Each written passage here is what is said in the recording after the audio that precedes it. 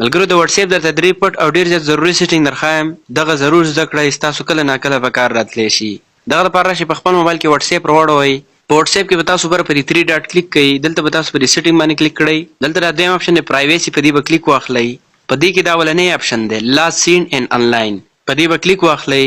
په دې کې به تاسو دا نو باډي کوئ او دا ورپسې به تاسو سیم ایز لاست سین کړئ. یعنې په واتس اپ کې به اوس تاسو لاست سین چاته نه ښکاري چې دی انلاین دی که افلاین دی.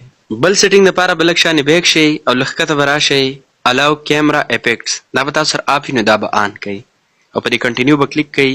د دې به اوس پیدا څه وي که تاسو په ویډیو کال کې چا سره خبرې کوئ نو تاسو اوس په هغې کې افیکټ او دغه شانې فلټر دا استعمالولی شئ.